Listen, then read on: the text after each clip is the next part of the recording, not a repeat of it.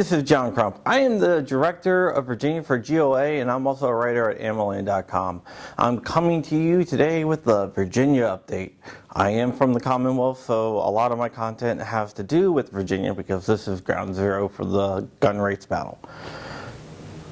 HB 961, the assault firearms ban bill, has failed. It's not totally dead. It was kicked down the road into the 2021 session. Also, the governor can bring it back at any time.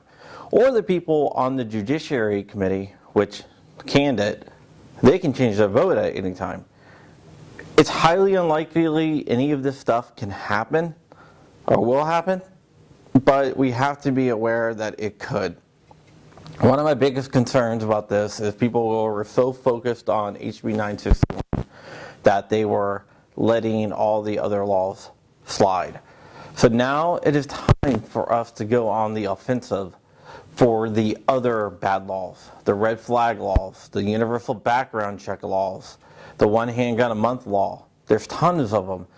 One of the ones that don't get a lot of coverage but concerns me probably the most is the one that gets rid of preemption. Preemption says local laws cannot exceed state laws. What the left-leaning, anti-gun, anti-liberty crowd wants is preemption to be killed. That means localities can make their own gun laws. And they made it so preemption being killed only affects gun laws and only affects gun laws that are more stringent than the state level gun laws. What they're trying to do is let localities pass these archaic gun laws that's going to force organizations like GOA and VCL to sue. What they're hoping is that we run out of money suing all these localities that pass these stringent gun laws. Like Alexandria would pass a gun law, then Fairfax will pass another gun law, then Fairfax City will pass another gun ordinances. So we need to be aware. That's one of the bills which I think we really need to fight. We have some allies that are kind of, I would say, not expected, but they are allies. One of them is Lee Carter. Lee Carter is a Democratic socialist from Manassas. He is against the bill that gets rid of preemption. He's against the red flag bill. So we need to go ahead and make sure that he's going to vote that way on the final versions of all these bills. We also need to contact Creed Deeds, Chap Peterson, and all these Democrats. We have the Republicans mostly in lockstep to defeat these bills, but we do need to reach across the aisle because with just Republican support, we don't have enough to defeat them. So we need to hit up those Democratic senators and delegates to try to kill some of this stuff before it gets passed. In the end, I think that universal background checks will pass. Red flag laws, I think, will pass with the slimmest of margins, and also one handgun a month. But that doesn't mean we can't continue fighting and try to get a little bit more than what we were expected to. We already got a lot more than what was expected. And the cool thing about it is, Chap Peterson was on Fox News, and he stated that the gun activists and gun lobbying led to his decision. So Lobby Day, where tens of thousands of people took to the streets, that had a real effect.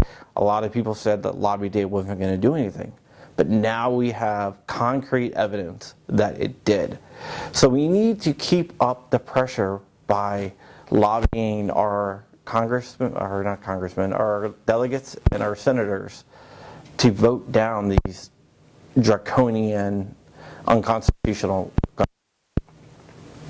One of the things that I found funny is The Independent, which is a left-leaning British newspaper, posted an article from the Associated Press. The article was left-leaning, and it did talk about, there was two sentences that talked about the white supremacist from the base arrested in New Jersey who wanted to come and start a civil war or something like that, according to reports.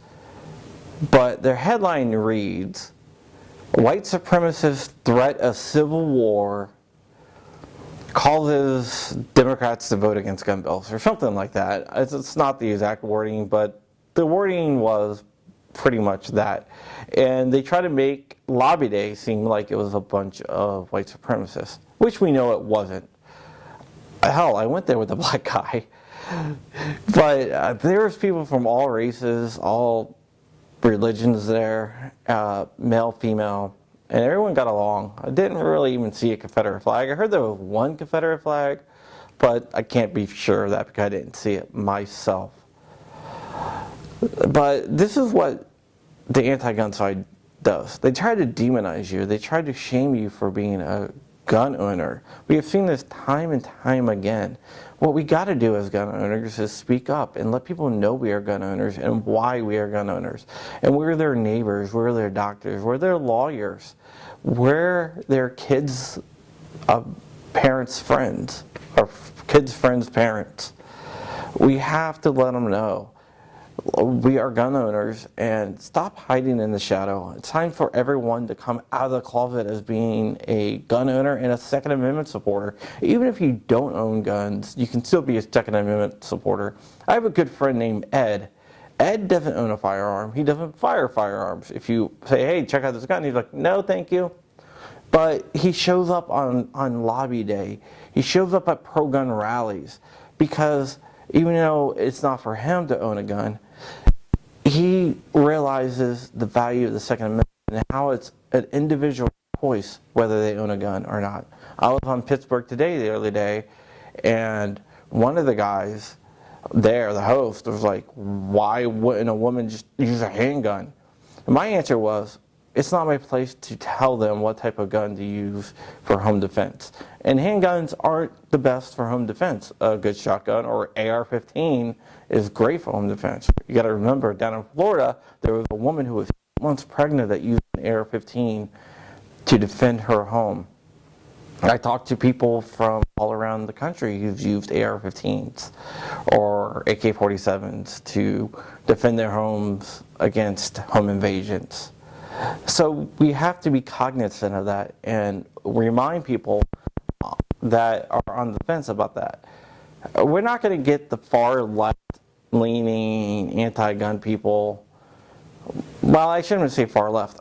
The anti-gun people, which tend to be on the far left, to change their views.